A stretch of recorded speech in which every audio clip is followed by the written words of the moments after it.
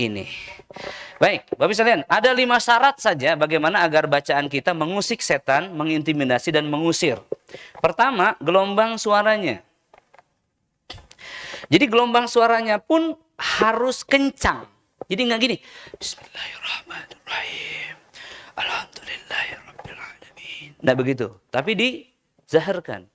Bismillahirrahmanirrahim. Begitu ya. Atau lebih kencang. Bismillahirrahmanirrahim. Itu sama aja. Tergantung penyakitnya. Kalau penyakitnya, kalau bacaan awal itu niatin ngobati penyakitnya. Kalau setannya udah muncul, niatin nyerang setannya. Kenapa harus keras suaranya? Karena setan itu berbisik terus. Maka suaranya pun harus keras. Sesuai dengan jumlah audiensnya. Ini kan 200 orang nih. Maka pakai speaker. Kalau cuma berdua nggak pakai speaker ya. Baca yang cukup terdengar dari kepala sampai kaki. Ya, lalu hadirin, inilah letak kekuatannya, yaitu suara kita yang akan mengubah yang akan mengubah bioelektrik di dalam tubuh manusia. Karena apa? Suara mempengaruhi tubuh manusia tadi. Sudah dijelaskan kan? Suara mempengaruhi tubuh manusia. Baik, gelombang suaranya. Makna lain di sini, perhatikan penjiwaan pada ayat yang dibaca. Tadi kita berbicara apa? Udkhulul jannata la khaufun 'alaikum wa la antum tahzanun. Bisa sampai nangis kalau kita mengerti di mana suara itu nanti disuarakan. Di sebuah tempat di mana orang lagi berkumpul dari zaman Nabi Adam sampai hari kiamat, manusia-manusia dari zaman Nabi Adam sampai zaman Nabi Muhammad dan sampai hari kiamat berkumpul semuanya akan dihisab. Dihisab itu apa? Ditelisik catatannya, disidang satu persatu. Ketika sebelum sidang itu dimulai ada suara, udkhulul jannah, udkhulul jannata la khaufun 'alaikum wa la antum tahzanun. Ketika terdengar suara itu, maka orang-orang yang mendengar itu tidak dihisab. Dia langsung mengikuti suara itu. Dipisahkan. Wah, luar biasa ini. Jumlahnya berapa? 70.000 orang saja. Ada 70.000 orang tidak dihisab. Udkhulul jannah. Nanti yang nggak mendengar itu tetap di situ. Itu hadirin. Udkhulul jannah. Lagi takut-takutnya ada seruan. Kamu masuk aja. Masuk aja duluan. Luar biasa nggak itu? Kalau kita dengerin ayat tadi sambil membayangkan hari itu, apa yang terjadi dengan hati seseorang itu? Bergetar hatinya. Bergetar hatinya. Jin juga ikut nangis loh. Ya, jin-jin muslim bisa jadi bisa tobat. Jin-jin semisal barusan bisa masuk Islam kalau dia dapat hidayah, ya. Ada juga jin yang masuk Islam. Hadirin, ya. Jadi suara. Yang kedua niat. Kalau misalkan saya sekarang ya menyentuh bahu ibu sebelah kiri tadi dengan sarung tangan yang tebal tentunya, lalu saya bacakan dengan tujuan menghancurkan tipu daya setan di sebelah bahu kanannya, kira-kira langsung kena nggak? Langsung kena nggak kira-kira? Kenapa langsung kena? Karena yakin jinnya aja udah bicara kan? Bener nggak? Jin itu juga mungkin tidak yakin bisa melawan. Begitu hadirin. Ini niat dan keyakinan, iman. Kita mengimani adanya makhluk bernama setan yang bisa menyakiti manusia yang tinggal di dalam dada. Maksudnya saya tidak perlu menyentuh ibu, cukup menyentuh hatinya. Bagaimana menyentuh hatinya? Dengan mengatakan, ibu duduk, saya akan bacakan untuk hati ibu. Semoga Allah angkat. Itu sudah menyentuh hatinya. Maka dia mendengarkan dan bacaan saya sampai ke hatinya. Ini dia kelebihannya. Hadirin, berikutnya ya, yang ketiga adalah tekniknya, strateginya. Ya, bagaimana Nabi membacakan ayat-ayatnya, kemudian berapa lama bacanya, mengulang-ulang, waktunya dan lain-lainnya. Ya. Dan yang keempat, hadirin, ya. Baik, yang ketiga dulu ya. Nih Nabi membacakan ayat-ayat ini, hadirin. Ini hadisnya langsung dari Musnad Imam Ahmad. Kalau Anda ingin mengambil ijazah ayat-ayat ruqyah ini adalah. Ini ayat ruqyah paling sederhana. Jadi Nabi SAW membacakan Fatihatul Kitab. Apa ini? Al-Fatihah. Hafal semua? Mau dites? Saya tes ya, saya baca, Anda lanjutkan ya. Alhamdulillahi Rabbil Alamin. Maliki Yaumiddin. Ihdinas siratal mustaqim. Cukup ya. Nah, berarti Anda hafal semua kan? Begitulah cara bacanya. Nabi kemudian membaca wa arba ayat. Artinya apa? 4 ayat. Min awal, dari awal suratil Baqarah. Surah Al-Baqarah. Kebayang? Lanjutin ya. Alif Lam Mim.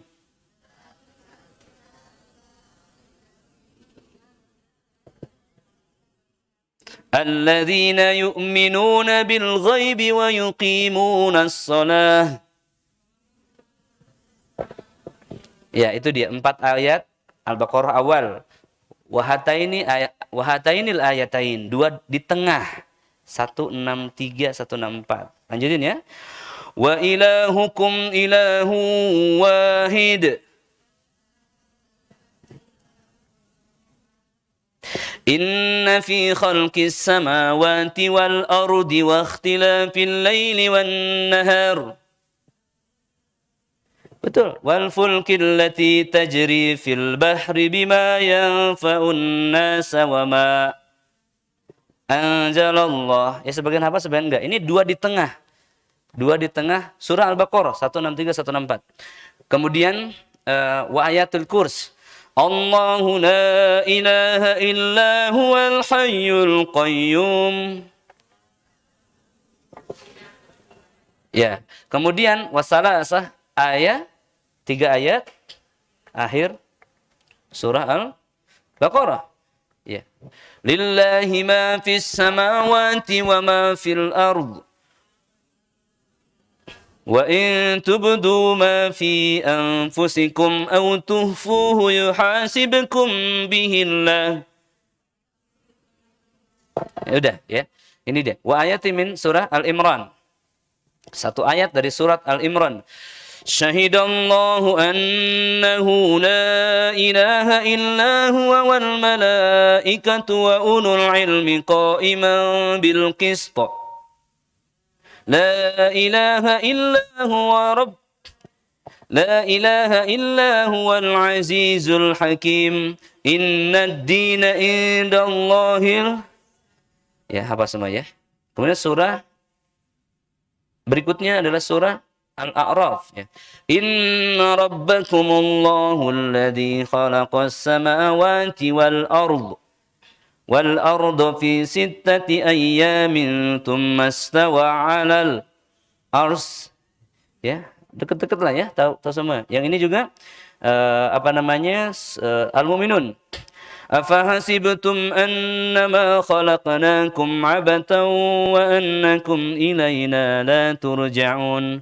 Fata'ala Allahul malikul haqq. La ilaha illa huwa rabbul arsil karim. Itu ya. Kemudian berikutnya surah Al-Jin ya.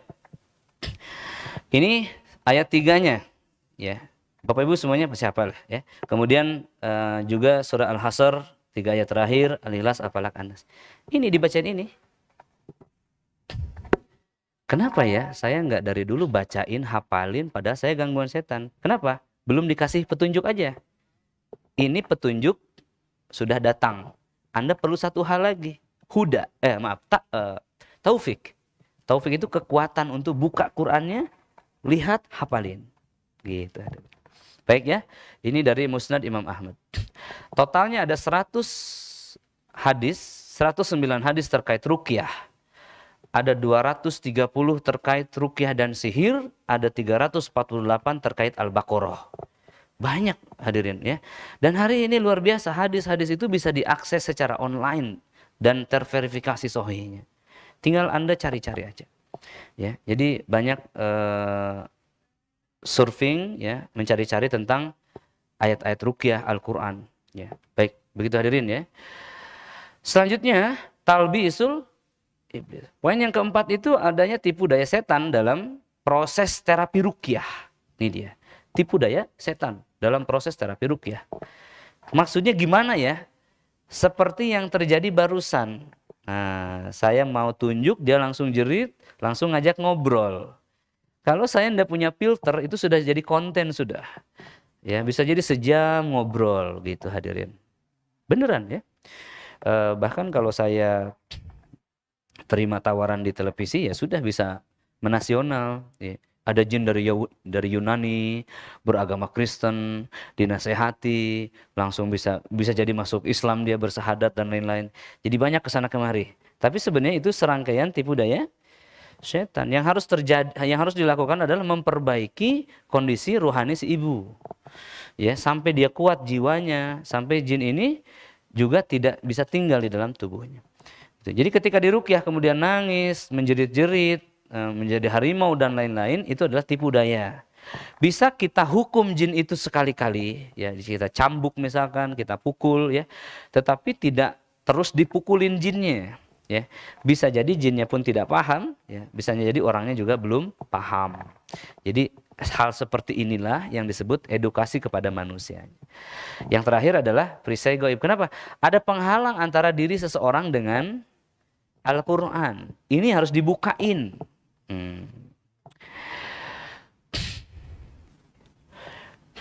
Bapak Ibu, kemarin dan hari ini lebih yakin kemarin apa hari ini kepada Al-Quran?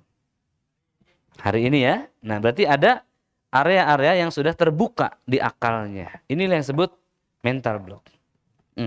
Bapak Ibu, kalau kemarin saya mengatakan Al-Quran nyembuhin lambung, yakin kemarin? Hari ini lebih yakin. Kalau kemarin saya mengatakan Al-Quran bisa mengobati GERD, ansietas, depression, hari ini lebih yakin nggak? Lebih yakin. Kemarin saya mengatakan Al-Quran mengobati jantung, hari ini lebih yakin? Yakin, jantung ibu sembuh 100%. Bahkan tidak jantung, bahu juga sembuh gitu. Tapi tadi kalau menghadapi satu-satu jadinya ribet. Memang secara case bagus, secara konten bagus, ya, tetapi ribet aja hadirin. Dengan begini satu masjid paham insya Allah. Mudah-mudahan yang nyimak juga paham ya, di sana di YouTube. Yang terakhir hadirin, yang kedua adalah penghalang Allah Ta'ala. Allah Ta'ala tidak berkehendak menyembuhkan dia karena satu hal. Gitu ya. Ini yang berdoa ini nangis-nangis mohon kepada Allah agar disembuhkan dia ini. Tapi ternyata dia itu belum taat kepada Allah. Dihalang nggak kira-kira sama Allah? Dihalang sama Allah. Begitu hadirin ya. Jadi tidak semua doa dikabulkan. Lihat, ada sahabat namanya Sa'ad bin Abi Waqqas radhiyallahu an. Dia mendatangi Nabi SAW, dia mengatakan, "Ya Rasulullah, tolong doakan aku agar doaku dikabul oleh Allah. Semua doaku dikabul oleh Allah." Ya, Sa'ad sangat cerdas. Nabi tidak kalah cerdas. Ya, kalau nanti Nabi minta kepada Allah doanya semua dikabul, Nabi bisa aja. Tapi nanti Sa'ad mau doa apa memangnya? Kan bahaya ya. Namanya juga manusia yang ada nafsunya. Maka apa kata Nabi? "Wahai Sa'ad, perbaiki makananmu." Maka setelah itu Sa'ad bin Abi Waqqas radhiyallahu anhu memperbaiki makanannya, ya. Dan setelah itu terkenallah beliau doanya dikabul. Dan beliau termasuk satu dari 10 sahabat yang dijamin masuk surga. Luar biasa ya. Memperbaiki makanan. Ini dia, maksudnya gimana Ustaz? Kalau dia berdoa nangis-nangis, Ustadznya juga doain nangis-nangis, di perutnya ada makanan haram. Apa yang terjadi hadirin? Inilah yang disebut penghijab langit. Allah mengintervensi doanya. Karena doa itu semua naik kepada Allah Ta'ala. Yang terakhir adalah kotoran di dalam jiwanya. Ini adalah kekecewaan, kesedihan, ketakutan, dan kemarahan dia kepada Allah secara personal. Ya. Kalau ada orang kecewa nih, ada yang kecewa nggak? Kecewa. Saya di sini khawatirnya nggak dijawab. Ada yang kecewa nggak Bapak-bapak? Ada yang kecewa? Sedang kecewa ada? Nggak? Yakin? Insya Allah Bapak ya. Ma sedih, ada nggak? Kecewa sama sedih sama nggak? Marah, ada yang marah nggak? Ada yang marah nggak? Oh, makanya saya suka pindah ke sini terus ya. Nah, bingung Bapak ya. Takut, Pak, ada yang takut, Pak? Enggak juga ya. Ibu-ibu ada yang kecewa? Nih, ada yang angkat tangan ya. Ini sudah memakan umpan saya nih. Ibu kecewa karena apa? Singkat aja. Gimana? Kecewa karena apa? Mantan suami? Enggak, berarti kecewanya karena apa? Mantan suami? Nah, artinya kecewa kepada suami ya? Mantan suami. Oke, baik. Titik ya. Ibu kecewa kepada mantan suami. Ada yang marah? Ada yang marah? Halo? Panas dadanya karena marah karena sesuatu? Ibu marah kenapa? Gimana, sakit? Sakit gatal di tangan. Ibu sakit yang lama sehingga marah. Baik ya, baik ya. Takut, ada yang takut? Saya langsung obati. Takut Bu? Takut kenapa? Khawatir janin ada masalah. 3 orang ya. Sedih, marah, takut. Betul nggak? Kecewa, marah, takut. Salah ya. Berarti yang kecewa itu sama kayak marah ya. Sedih, ada yang sedih? Ibu sedih kenapa? Suaminya meninggal, baik. Ya, lihat ya. Ada yang kecewa karena mantan suaminya, ada yang marah karena gatalnya tidak sembuh-sembuh, ada yang sedih karena ditinggal suaminya. Satu lagi apa? Takut janinnya kenapa-napa. Lihat, hadirin, semua rasa ini, 3 rasa ini, semua rasa ini terhubung kepada Allah langsung. Baik, saya hubungkan. Ibu sakit sudah lama tidak sembuh-sembuh, yakni gatal yang tidak ada obatnya, sudah mungkin berobat kemana-mana. Ini kenapa sakit ini? Bagaimana Allah katakan, ma asobakum mim musibah illa biiznillah. Setiap musibah-musibah tidak akan terjadi kecuali dengan izin Allah. Kalau misalkan gatalnya digigit ulat, itu kan bukan jin kan? Musibah berarti masuknya. Illa biiznillah. Lihat, 1. Kemudian kalau itu sihir Bu ya, kalau itu sihir Ibu, wa ma hum bidzarrina bihi illa biiznillah. Dan malapetaka sihir itu tidak akan terjadi illa biiznillah. Jadi gatal ini kalau sihir atau karena ulat diizinkan Allah. Ibu marahnya kepada siapa? Marah kepada siapa? Ustaz bingung. Iya, kalau tidak ada objek yang dibuat marah artinya Allah. Oh enggak Ustaz, saya marah kepada jin Ustaz. Jin datang tidak bisa menyentuh kecuali atas izin Allah. Baik ya. Baik. Ibu, ya itu dia. Terus suami meninggal terjadi karena Allah bukan? Diizinkan Allah. Ibu juga bakal meninggal. Anak ibu nanti bakal meninggal. Cucu ibu juga bakal meninggal. Semua orang bakal meninggal. Jibril juga akan meninggal. Malakul maut juga akan mati. Kematian akan disembelih di akhirat. Disembelih setelah hisab itu, kematian didatangkan dalam bentuk biri-biri lalu disembelih. Lalu ada seruan, wahai penghuni surga, maut sudah disembelih, nggak bakal ada lagi kematian. Wahai penghuni neraka, maut telah disembelih, nggak ada lagi kematian. Ayo, gimana? Ibu tidak setuju suaminya meninggal, padahal ibu sendiri bakal meninggal. Betul nggak? Sedih itu terhubung kepada Allah. Maka doanya, inna lillahi wa inna ilaihi roji'un. Semua dari Allah, kembali kepada Allah. Ini tidak hanya musibah kematian, tapi musibah gatal juga. Ibu ya, sebentar ya. Terus yang di belakang tadi kecewa kepada mantan suami. Itu sudah mantan apalagi. Ya, sudah tidak terhubung dengan diri ibu lagi. Ibu fokuslah pada suami yang baru atau pencarian suami yang baru. Iya kan? Baik, ibu dipisahkan dengan mantan karena mantan tidak sama dengan ibu. Kata Nabi SAW, tidaklah dua orang yang saling mencintai itu terpisah kecuali karena dosa yang ditimbulkan oleh salah satu di antara keduanya. Atau si suami kita itu tidak sama lagi dengan kita. Misalkan ibu sudah hijrah, dia tidak mau hijrah. Pasti bentrok tuh. Jadi intinya ketika Allah memisahkan ibu dengan seseorang, itu baik atau buruk? Baik atau buruk? Baik. Nih, muslimah, pernah dikhianati? Pernah. Gimana rasanya?